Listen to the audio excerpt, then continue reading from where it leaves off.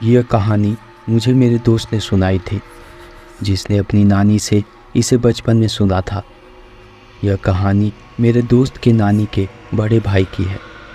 आगे की कहानी उन्हीं के शब्दों में।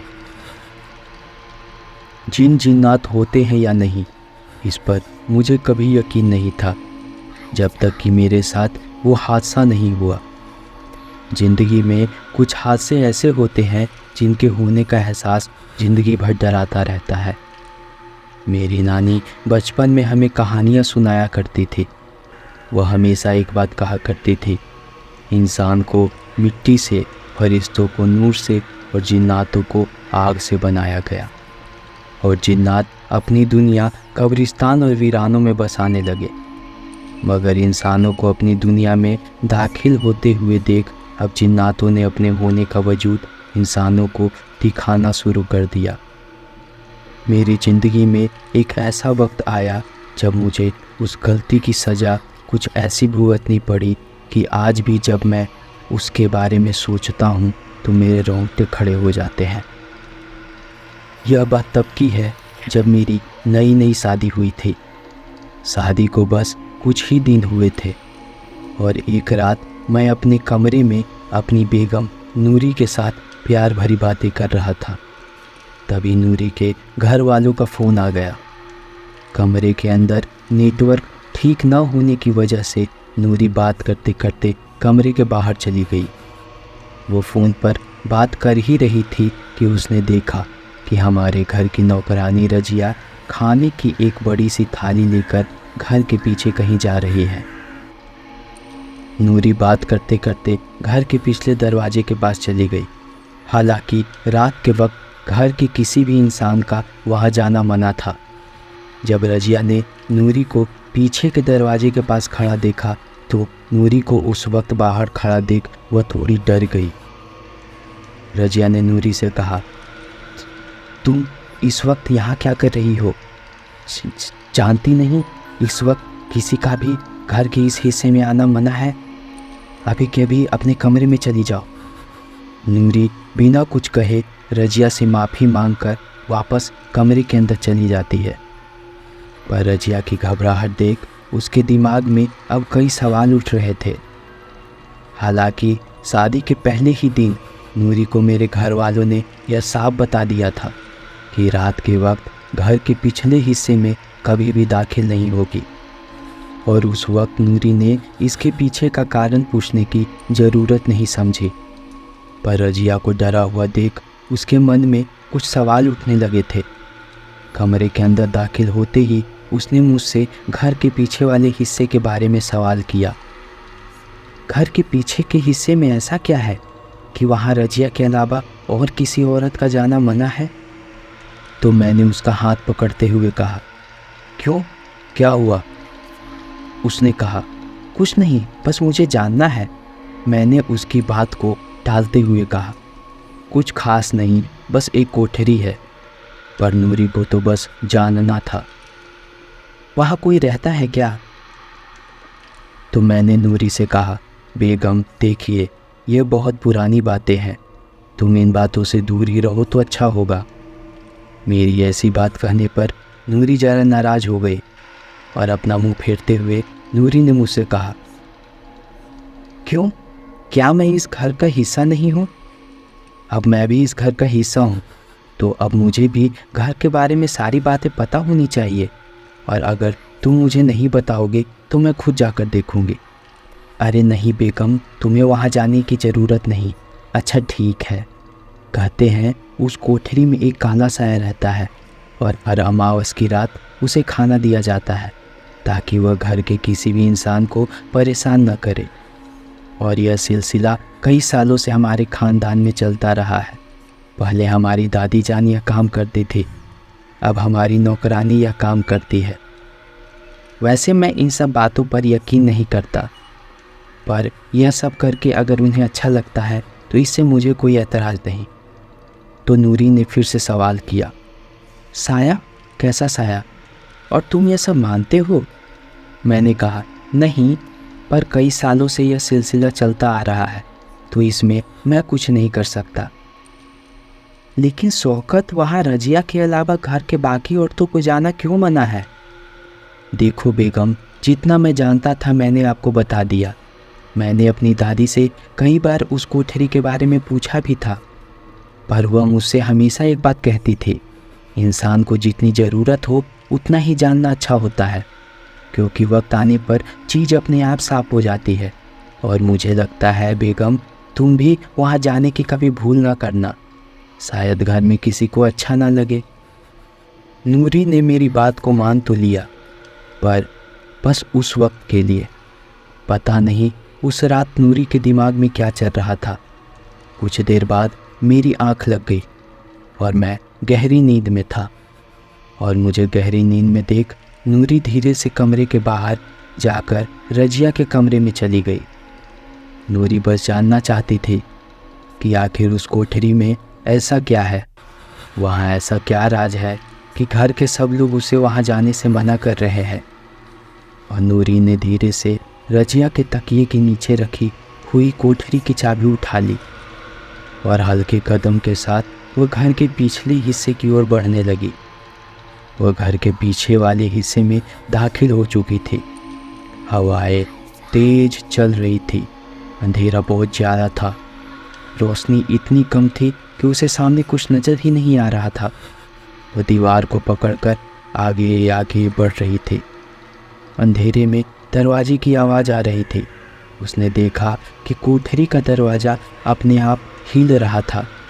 ऐसा लग रहा था अंदर से कोई दरवाज़ा पीट रहा हो, पर नूरी को लगा शायद हवा की वजह से ऐसा हो रहा हो, और वह उस कमरे के दरवाजे के पास जाकर खड़ी हो गई। और तभी अचानक सब शांत हो गया। यहाँ रजिया को नींद में ही महसूस हुआ कि बहुत कुछ बुरा होने वाला है, और उस एहसास से रजिया की नींद टूट गई। नींद से जागते ही रजिया का हाथ अपने आप तकिए के नीचे चला गया, पर उसने देखा उसके तकिए के नीचे रखे कोठरी की चाबी गायब है। और जब तक रजिया उस कोठरी तक पहुंच पाती, नूरी उस कोठरी के दरवाजे का ताला खोलकर उस कोठरी के अंदर दाखिल हो चुकी थी। रजिया चाबी खो जाने से काफ़ी परेशान हो गई थी।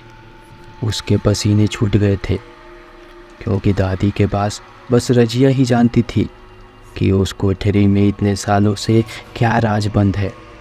वह घबराकर घर के पीछे उस अंधेरी कोठरी की ओर भागने लगी। नूरी तब तक दरवाज़ा खोलकर कमरे के अंदर तो आ गई, पर उसे वहाँ कुछ ठीक से नज़र नहीं आ रहा था।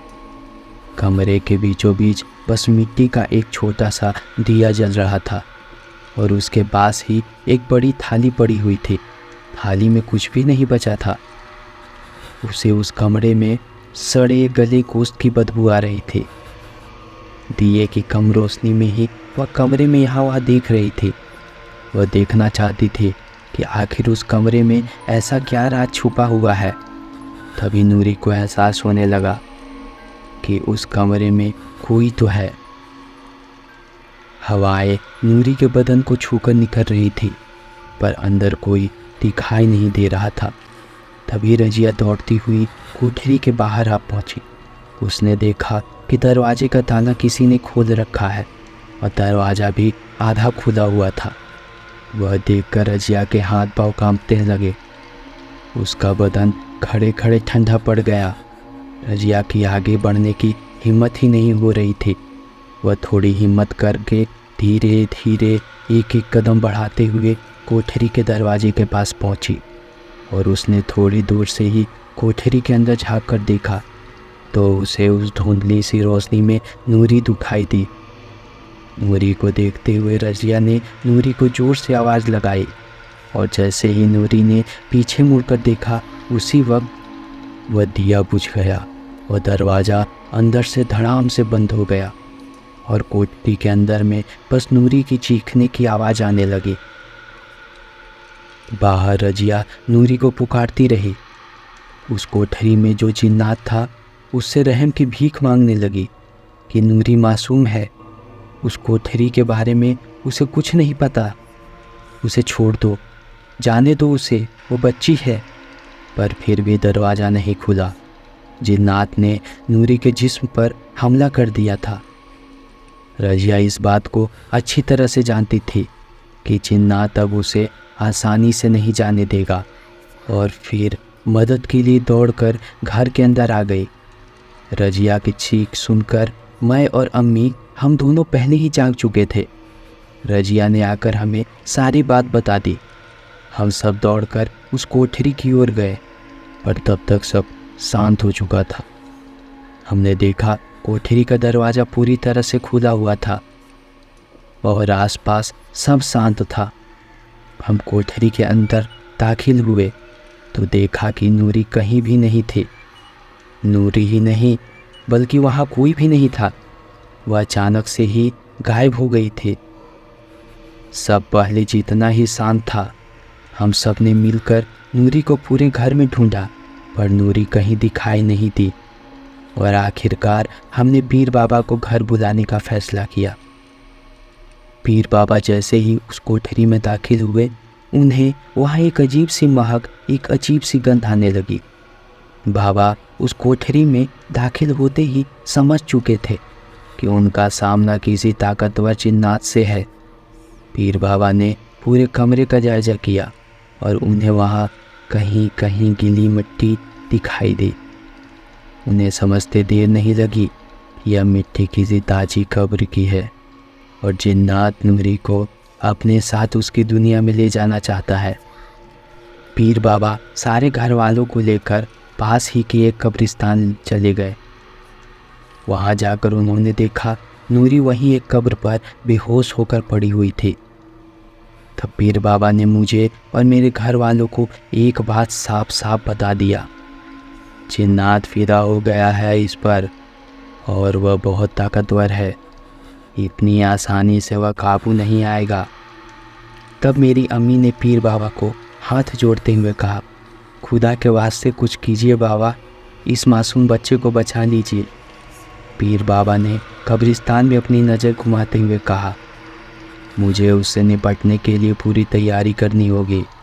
फिलहाल मैं यह ताबीज़ दे रहा हूँ, यह इस लड़की के गले में बांध देना।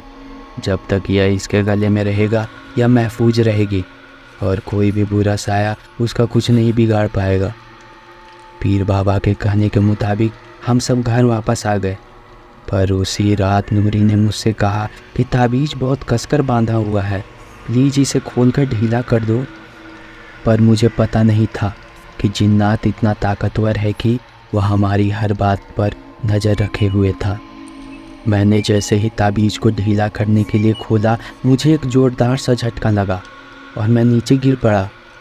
मैं बेहोशी के हालत में था और तभी जिन्नात ने फिर से नूरी पर हमला कर दिया। नूरी चुपचाप बिस्तर पर पड़ी हुई थी। वह काफ़ी डरी हुई थी और जिन्नात उसके जिस्म पर खरोच रहा था। पर हमारी आवाज़ सुनकर अम्मी दौड़कर हमारे कमरे के अंदर आ गई और उसने देखा कि मैं बेहोश पड़ा हुआ था और नूरी सहमी हुई बिस्तर पर छटपटा रही थी। अम्मी ने तुरंत मेरे हाथ से वह ताबीज़ लेकर नूरी की ओर फेंक दिया और जिन्नात फिर कहीं गायब सा हो गया। कुछ देर बाद मुझे होश आ गया। मेरे होश में आते ही अम्मी ने मुझसे कहा, पीर बाबा ने ठीक ही कहा था कि जिन्नात बहुत ताकतवर है और उसने फिर से उस पर हमला कर दिया। उसने नूरी पर कब्जा कर रखा है। मुझे अभी के अभी पीर बाबा के पास जाकर यह सब बताना होगा। और इतना कहकर वह उसी वक्त फिर से पीर बाबा को बुलाने चली जाती है और उसके जाते ही मेरे चेहरे पर एक शैतानी हंसी आ जाती है, क्योंकि वो नहीं जानती कि मैं उसका बेटा नहीं, मुझ पर अब जिन्नात का कब्जा है और वह मेरे शरीर में समा चुका है। उसके बाद अम्मी के कहने पर पीर बाबा एक बार फिर हमारे घर चले आए और उन्होंने घर के बाहर जगह जगह कील मार दी और घर के पिछले हिस्से में पूरी बंदिश कर दी। जब पीर बाबा घर में आए थे तो मैं उसी कोठरी के अंदर जाकर छिप गया था, क्योंकि जिन्नात उस वक्त अपना वजूद जाहिर नहीं करना चाहता था। उसने मुझ पर पूरा कब्जा कर लिया था। मैं कोठरी में छिपकर खिड़की से बाहर सब देख रहा था। पीर बाबा ने घर के सामने वाले हिस्से में अपने हाथों से पवित्र मिट्टी लेकर डाल दिया और उस जगह को बंदिश कर दिया। और फिर अम्मी से कहा, अब मैंने तुम्हारे पूरे घर को बंदिश कर दिया है। अब कोई भी जिन्नात इस बंदिश को तोड़कर घर के अंदर दाखिल नहीं हो सकता। लेकिन एक बात याद रखना, उसने अभी भी नूरी का पीछा नहीं छोड़ा है, इसलिए उसको हमेशा के लिए नूरी से दूर करना होगा। और यह काम नौचंदी जुमेरात को ही होगा। लेकिन तब तक इस लकीर के बाहर नूरी जाने ना पाए। पीर बाबा की बात सुनकर मेरे अंदर का जिन्नात अंदर ही अंदर हंसने लगा था, क्योंकि घर में कोई नहीं जानता था जिन्नात अब घर में ही है। जिन्नात नूरी को ले जाना चाहता था, पर यह काम भी सिर्फ नौचंदी जुमेरात को ही मुमकिन था। जिन ने मुझे पूरी तरह से अपने कब्जे में कर रखा था, इसलिए अगले कुछ दिन तक जिन्नात मेरे जरिए नूरी के जिस्मों के साथ खेलता रहा। नूरी जान चुकी थी कि मैं कुछ दिनों से अजीब तरह से पेश आ रहा हूँ, पर नूरी पहले से ही इतनी डरी और इतनी सहमी हुई थी कि वह मुझे मना नहीं कर सकती थी। वह काफ़ी थक भी जाती, पर फिर भी जिन्नात उसे अपने से दूर नहीं जाने देता। वह हर वक्त नूरी को अपना बनाना चाहता था। हर वक्त वह नूरी के साथ ही रहता था। और आखिरकार वह दिन आ ही गया।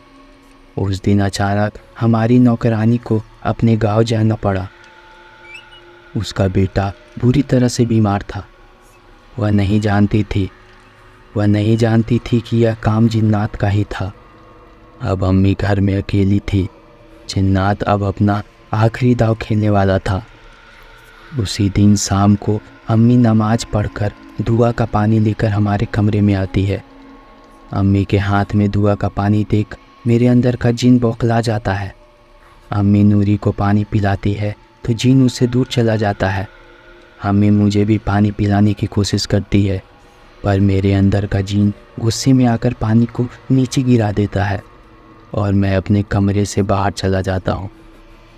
तब अम्मी नूरी से पूछती है, शौकत ऐसी अजीब तरह से क्यों पेश आ रहा है, जबकि वो जानता है हम सबको जिन्नात से खतरा है। तो नूरी अम्मी को बताती है कि पिछले कुछ दिनों से वह अजीब तरह से पेश आ रहे हैं। वो हर वक्त मेरे जिस्म के पास रहना चाहते हैं। न जाने क्यों वो ऐसा बर्ताव कर रहे हैं। और तभी अम्मी को बिस्तर पर हल्की हल्की मिट्टी दिखाई पड़ती है। तो वो नूरी से पूछती है, यह बिस्तर पर मिट्टी कैसी है बहू? तो वो मेरी मम्मी को बताती है, पिछले कुछ दिनों से मुझे कमरे में हर जगह ऐसी ही मिट्टी दिखाई देती है। शौकत जब भी घर से आते हैं तो कमरे में यहाँ वहाँ मिट्टी पड़ी दिखाई पड़ती है और उनके जिस्म से एक अजीब सी महक भी आती है। तब अम्मी को पीर बाबा की एक बात याद आती है। जब पीर बाबा पहली बार घर में आए थे तो उन्हें भी उस बंद कोठरी में ऐसी ही मिट्टी मिली थी, जो किसी ताजी कब्र की मिट्टी थी। कुछ देर बाद अम्मी वापस अपने कमरे में आ जाती है तो उसे उसके कमरे में कुरान नज़र नहीं आता। और तब उसे फिर उस पीर बाबा की कही बात याद आती है कि जिन्नात जब भी किसी घर में कुछ बुरा करना चाहते हैं तो वे घर से अल्लाह के कलाम को हटा देते हैं। और तब अम्मी समझ जाती है कि घर में कुछ तो बहुत बुरा होने वाला है। उसे मालूम हो जाता है कि जिन्नात ने उसके बेटे पर कब्जा कर लिया है। और उसी वक्त अम्मी चुपचाप घर से बाहर निकल जाती है। उस रात मैं मतलब मेरे अंदर का जिन नूरी को दुल्हन का लिबास पहनने को कहता है और कहता है कि मैं तुमसे बहुत प्यार करता हूँ नूरी, और आज मैं तुमसे निकाह करके तुम्हें अपने साथ ले जाऊँगा।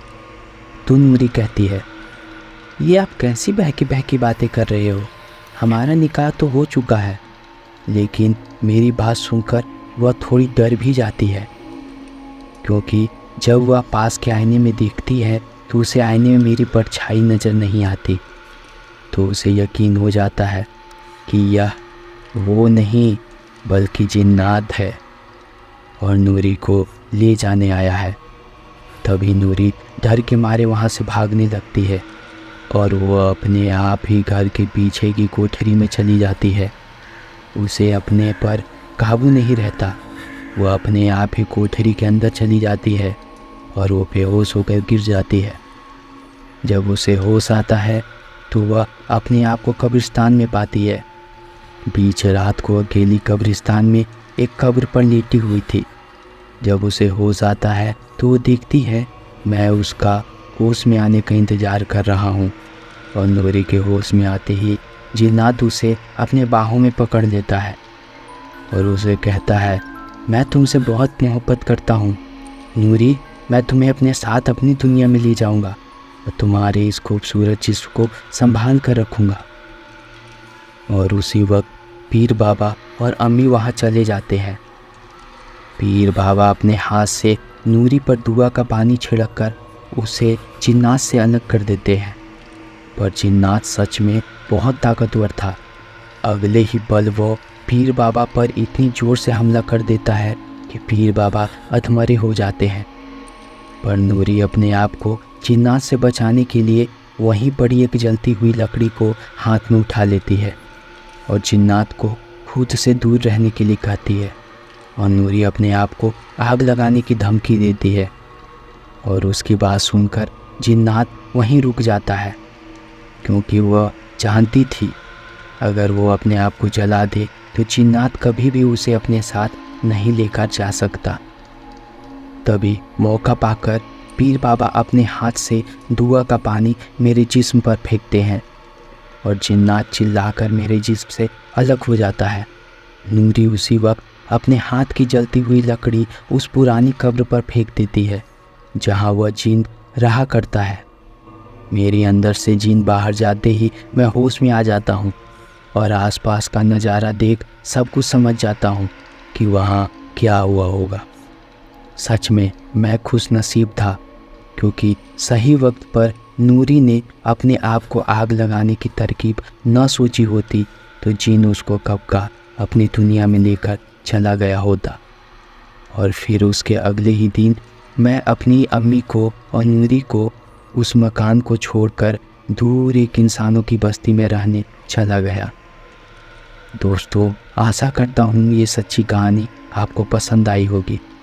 अगर आपको ये कहानी पसंद आई हो तो इसी तरह की सच्ची तथा डरावनी कहानियाँ सुनने के लिए हमारे चैनल को ज़रूर सब्सक्राइब करें। तथा आज की कहानी आपको कैसी लगी अपनी राय नीचे कमेंट बॉक्स में ज़रूर दें। धन्यवाद।